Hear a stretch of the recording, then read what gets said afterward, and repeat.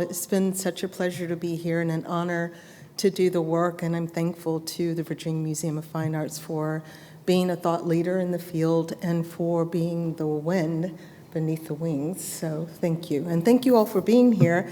I won't belabor, I just wanted to say a couple of words about Sir Isaac Julien. And we are calling him Sir Isaac Julien because just this past week he was actually knighted by King Charles. So he is...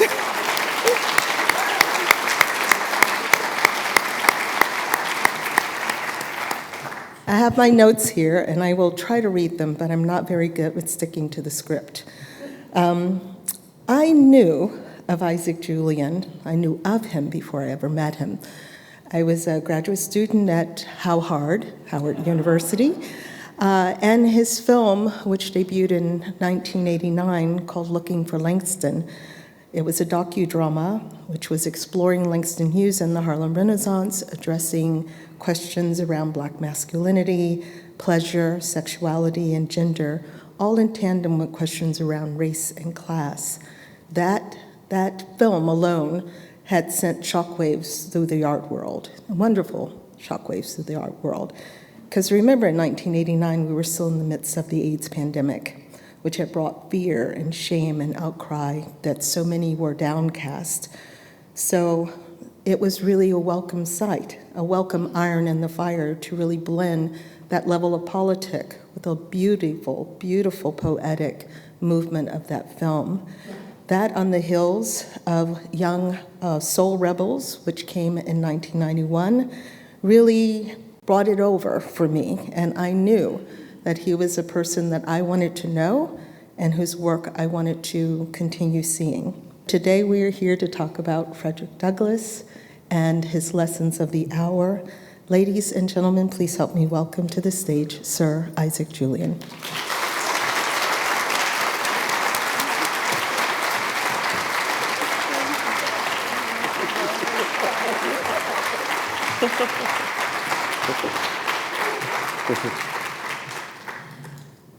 Well, thank you so much, Valerie, for that wonderful introduction, and it's a great pleasure to be with you all here today, and to be here in Virginia, in Richmond, and to talk to you about my project, The Lessons of the Hour, which I'm very excited to be here, which opens to you very soon this week. And I have to say, it's an exceptional installation. It really is the most immaculate installation of the work. And so I have to thank Tom Cullen here, who's in the audience, who's done a wonderful installation, and also Valerie and the whole team here at the museum have done a magnificent installation, because it needs a lot of room, this piece.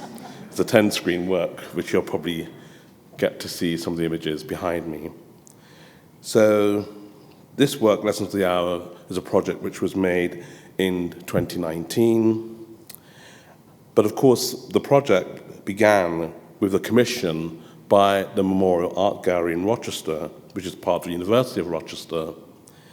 And I went there in March 2016 on a trip with the exemplary video media curator, John Hanhart, where we were visiting a number of sites.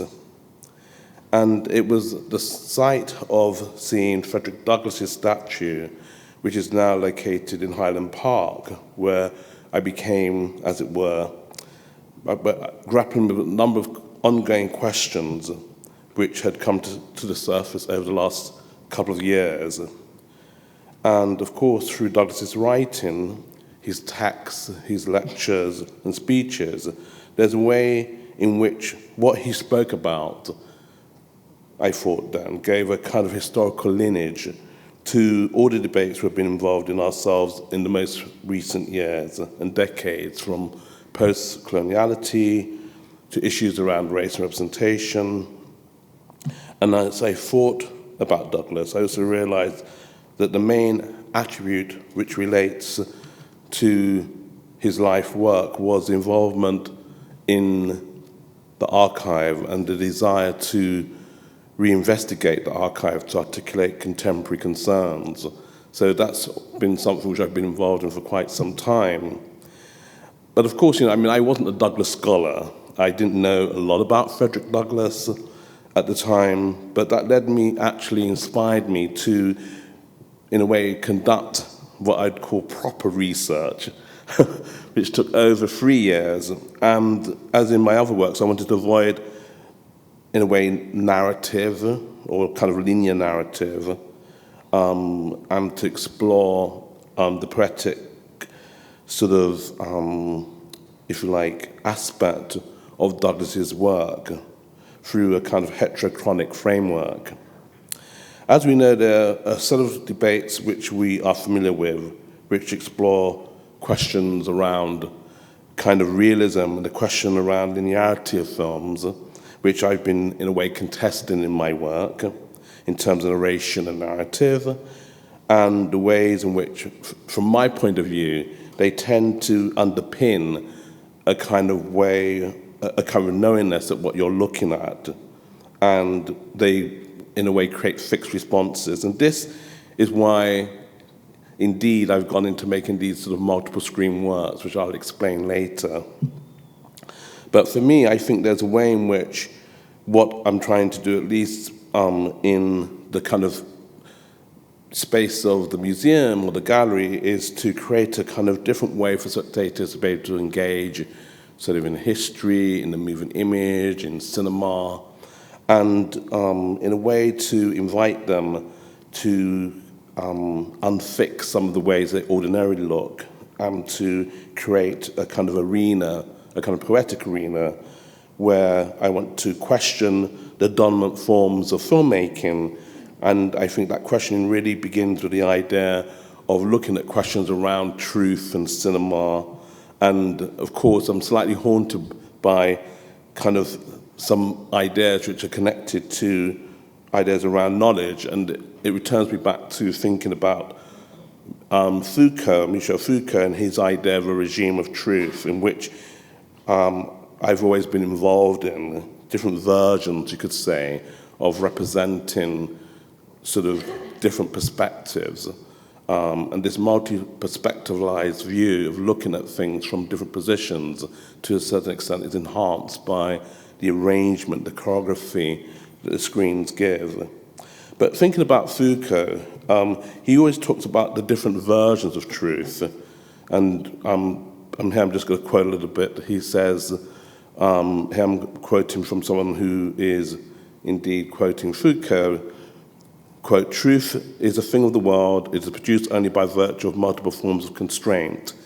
It induces regular effects of power. Each society has its regime of truth, its general politics of truth. That is, the discourses which it accepts and makes function as true, the mechanisms, the instances which enable one to distinguish truth and false statements, the means by which each is sanctioned, the techniques, the procedures accorded value in the acquisition of truth, the status of those who are charged with saying what counts as true."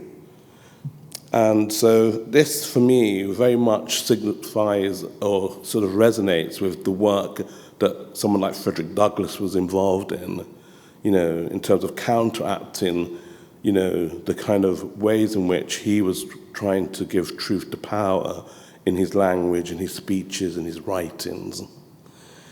And I think the aesthetic challenge of how to present information, stories, histories, in order to signify that can be open-ended, because of course what tends to happen in the more kind of realist or normal documentary modes of making works of this nature is that you have these themes and concerns, and there's a kind of linear progression, and through it one gets a kind of resolving of the questions which one is trying to pose.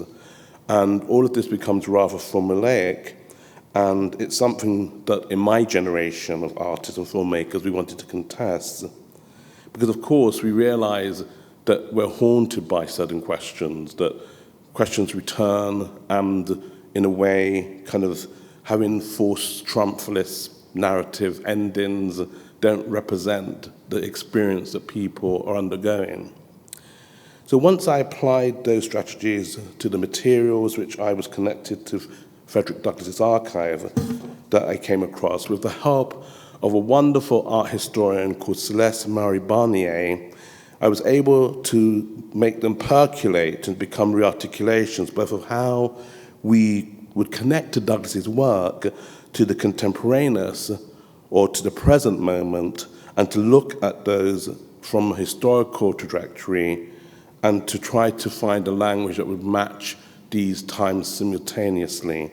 And that is achieved through the kind of multiple screen work.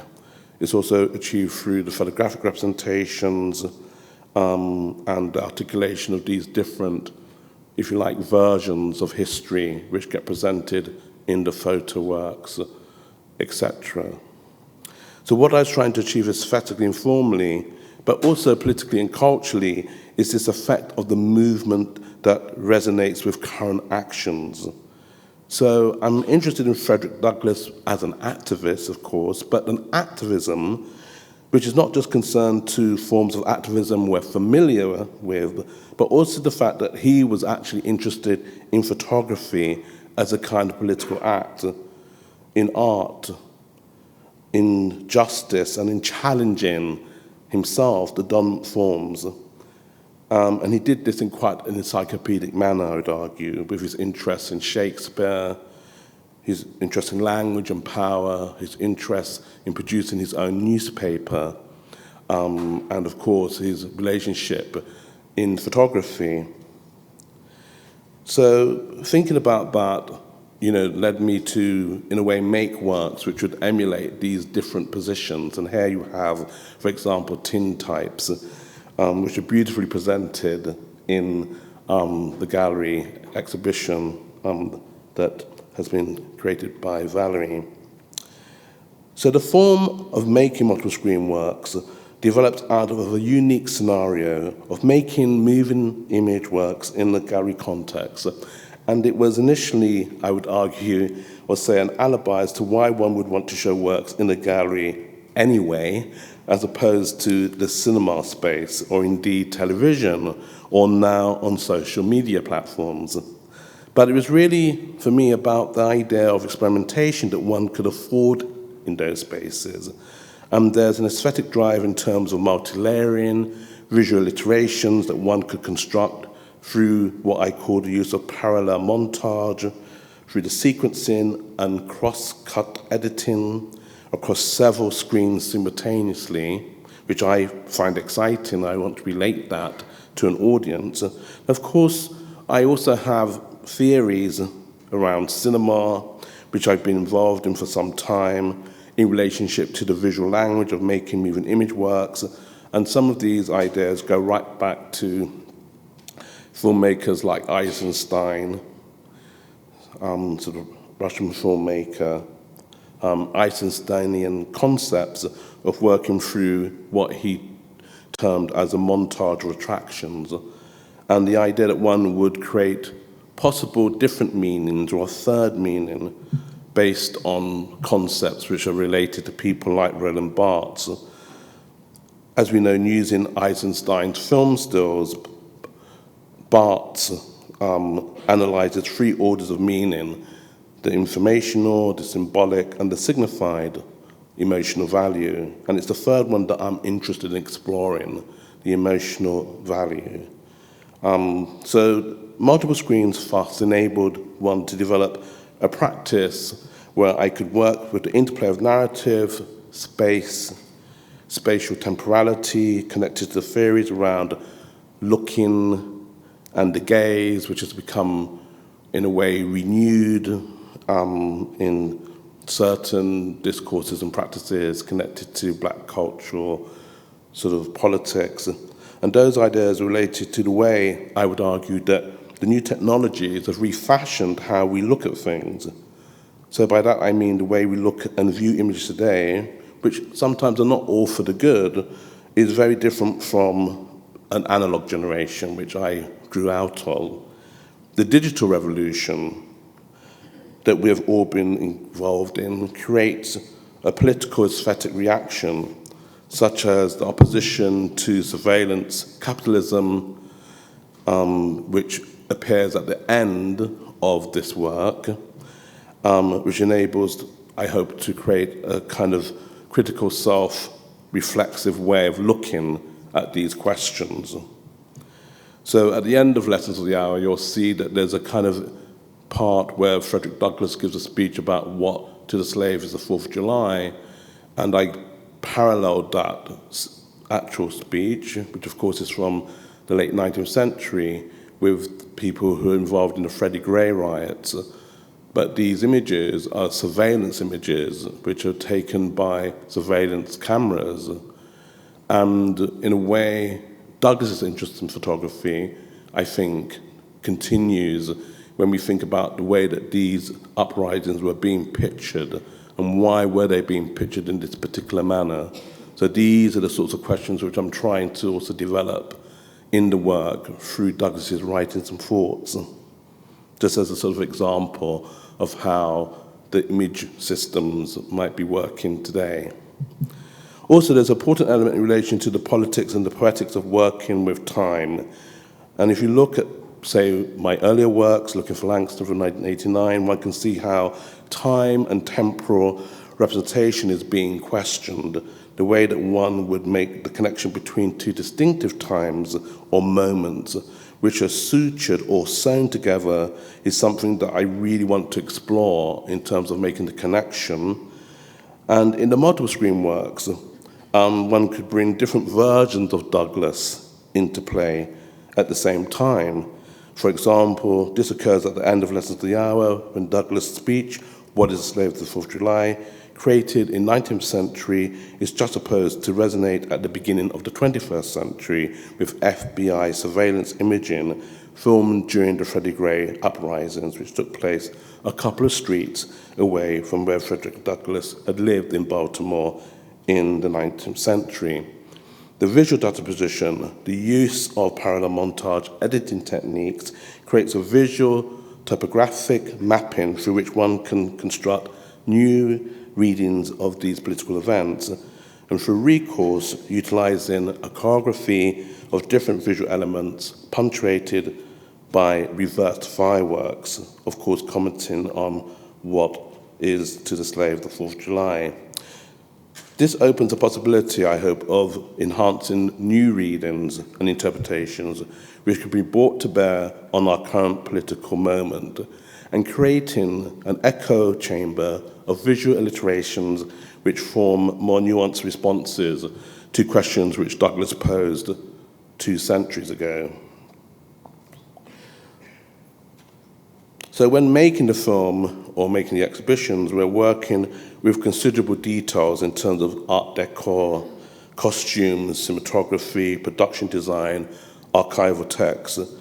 And one wants all these to resonate in a kind of poetic manner, following different lines of argument in relationship to Douglass's work and art and photography, questions which relate to citizenship, as a way of assessing and critiquing a certain apparatus and media that Douglass and his family were also involved in such as the production of the North Star newspapers, which are the abolitionist newspapers, their work in the Underground Railroad, pioneered by Anna Murray Douglass, Douglass's wife, and his lecture tours, and his almost encyclopedic self-portraiture, which led him to be the most photographed person of the 19th century.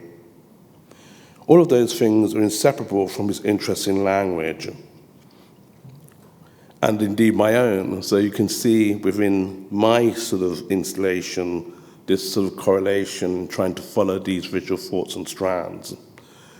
I was also interested in Frederick Douglass as an activist who explored the dehumanization of slavery, foremost, in his speeches and texts in which human and animal relations were critical significance.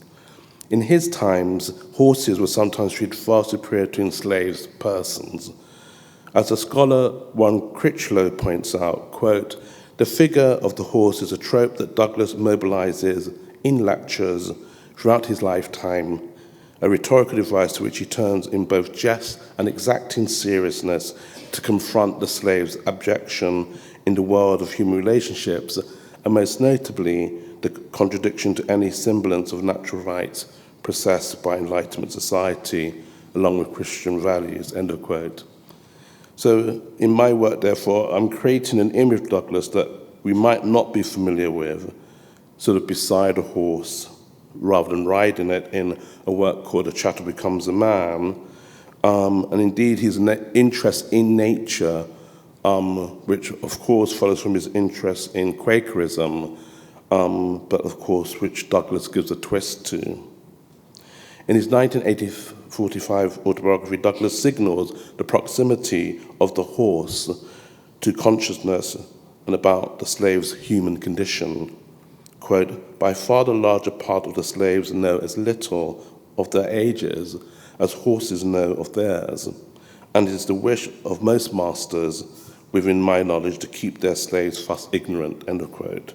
And later he continues, expanding on his comparison to animals, quote, men, women, old, young, married, single, ranked with horses, pigs, swine, sheep. There were horses, men, cattle, women, pigs, children, all holding the same rank of scale, all being and were all subjected to the indelicate inspection, end of quote. So Douglass expressed envy, even talking about animals, recognition over the slave, but he also admired them as creatures of the finest form and noblest blood, end of quote. So as we know, this question of interspecies relationship, the problem that arises around the Anthropocene and the ecological urgency which we all live in, are now ever-growing, of course, philosophical presence, and they closely relate, I would argue, to Douglass's thinking and his interests in a kind of Quaker idea of living in harmony with nature, but he realized that the world is also imbued with human violence, no matter how civilized we claim to be. At the beginning of the film, Douglass remembers when he looked at a tree as a young boy and saw that there were black human remains hanging there. And this creates, I would say, a relationship between nature, terror, and violence. It's violence that the slaves have experienced throughout the centuries, and the violence that black people still experience when being seen as non-equal entity, and compared to non-human categories. Frederick Douglass's activism, his aesthetic theory, and art inspired a role in establishing, I would argue, a new post-Enlightenment humanity.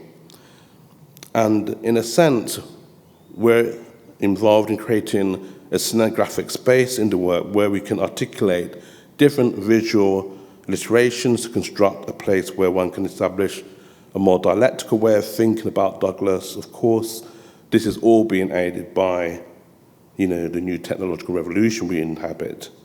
It wouldn't be possible to make a 10-screen work without Tom installing it, or without Valerie bringing all her resources, through the museum in a technological sense. And in a sense, a sophisticated manner in which it's edited, with my collaborations with Adam Finch.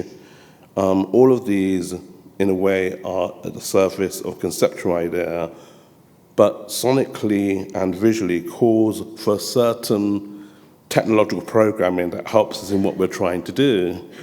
So in Lessons of the Hour, I hope that we'll manage to create a sense of similarity, of a simultaneous way in which one is viewing the work, and in a sense, the kind of poetics then comes out in the viewing as you juxtapose one image next to another. And in a sense, there's a kinetic scenographic flow that you can create. But this isn't to say that I just privilege making multiple screen work. So I think a multiple screen work could be more superior to a single screen work. They're different works. So this is a representation of a single screen version of the work.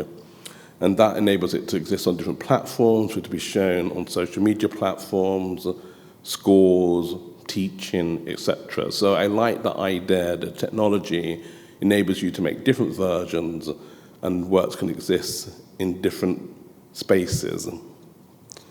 So this way of making the exhibition and making works relates to presenting contemporary political arguments, because we need to remember we are also in the moment of a politics of distraction. We no longer look with our own eyes, but with an iPhone, which is connected, I would argue, to a new sort of perverted way of looking. A non-neutral kind of vocabulary of visual work is being created, one that is an indication of the questions connected to racial justice and the body politic. We know Douglass was at the forefront of this movement, and we now find ourselves and our own bodies confronted with it as well, whether we like it or not. And this is an installation from a work that I made in 1983 called Who Could Colin Roach? And when I was making Lessons of the Hour, slightly inspired by the kind of choreographic sort of painting hang of the work, I found these photographic works in my archive from 1982, taken in a demonstration of a young black man who's found dead in a police station in North London called Colin Roach. And there was something that resonated with making Lessons of the Hour and going back to this early work and bringing this work out of the archive, so to speak. So, in a sense, the politics of looking back, the question of new technologies and how they relate to Douglass's commitment to photography and self-representation was an inspiration in the construction of the work. And the question can be seen relates also to questions of indexicality, of digitally reauthoring and creating subjects of autonomy. To a certain extent, there could be subjects of disobedience or remastering citizenship in the 21st century. And to a certain extent, Douglass was trying to right the wrongs through the technological revolution of his times by repicturing the self against the pathological ways or regimes of stereotyping, of demeaning representations of African Americans. At the same time, his aesthetic, if you like, philosophy and photography actually predates people like Walter Benjamin, philosophers like Walter Benjamin, by almost 70 years, recasting the idea of how important it is for the photographic medium and questions of the aura, and thinking about its equivalent, its digital equivalents today, I think is central to the rearticulation of a practice towards emancipatory aesthetic. Because of course it was an iPhone image of modern day lynching that created a current global response of Black Lives Matter. When I was invited last year to be involved in a project which involved showing this work called Lessons of the Hour Doppelganger, projected in the middle of Piccadilly Circus, it accompanied a project which I worked on, which was, in a sense, trying to look at Douglass's work in relationship to language. So the book project, which was kindly presented at the introduction, in a sense, was a way of trying to, in a sense, well, for me, reminded me that even in the 21st century, Frederick Douglass's critique of racial oppression prophetically holds truth. The fact that we are still living with questions indicates the weather. Thinking about Christine Sharp's idea has not changed much.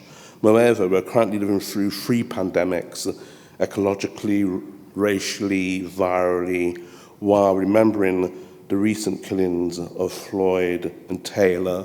Lessons of the Hour book and film bridge these events, utilizing the sort of artistic apparatus in order to regain an agency to critique the age of digital disinformation, the persistent trauma of slavery which haunts the present political discourses as a primal scene, Frederick Douglass's incredible skills as an orator, and his reflections as a writer, served as an inspiration, of course, during the making of the book, and I wish to use, to a certain extent, both the book and the film as two distinctive languages in order to create an artwork that will hopefully inspire others to learn more about Douglass, delve into the poesy of his words and aesthetics of his writings, both which make, I would say, life more bearable during these challenging times, to engage with a politics that still requires our commitment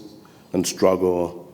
I believe, as Douglass did, that aesthetics and politics have a pivotal role to play in the reconstitution of our subjectivities and humanity. As he said in his speech, "What to the Slave is the 4th of July," given in 1852, we have to do with the past only as we can make it useful to the present and to the future, to all inspiring motives, to noble deeds which can be gained from the past. We are welcome, but now is the time, the important time. So thinking about that question of time, and the way in which time reconfigures itself, I remember when I was involved in making a work called Ode That Rush, which you have here presented. It was a kind of work in collaboration with Patricia Williams. And ever since my early work, I would resort back to the apparatus of the camera, photography, and technology as a way to document certain struggles in a more immediate way. And so, for example, in this work on Rush Limbaugh called That Rush, made in collaboration with Patricia Williams, which was a short visual essay in 1995 examining the phenomena of Rush Limbaugh TV for a series called Signal to Noise, Life with Television. It was a critical look at the beginnings of what I would argue is a Trumpian discourse, network-free television and radio talk media, which was used as an orchestration tool of the Tea Party and the religious right, and which later would be mainstreamed by Trump. How ironic, then, that Trump thought that Douglass was still alive and doing a good job. And how ironic it was that we find Limbaugh now 6 feet under. One realizes that all media apparatus, digital or otherwise, are tools in the battleground, that they can be appropriated by right or left for its own ends. So it was really important to have access to them, whether I was a student at Martin School of Art or working as an artist today, to be able to construct works that are contesting the dominant media regimes and how those struggles are presented within them. This is why Douglass knew that he had to have access to the means of production through photography, through print media, through art, to articulate his citizenship. Film, photography, and to a certain extent, architecture, instructional forms that one can appropriate. And I think that Douglass knew this very well. To a certain extent, this has always been really important, especially in the imaging of crisis points. And it's through the media apparatus of artworks which become a flashpoint for injustice, through the way it's disseminated, that we were able to see the emergence of a new form of modern-day communications in art, one where we can see how images and who points the camera still matters and always will. All those intentions are important requirements for how communities and artists within them might organize themselves in the future in order to respond to certain events which could save or have, as it were, ramifications in unpredictable ways which only the future can foretell. Thank you.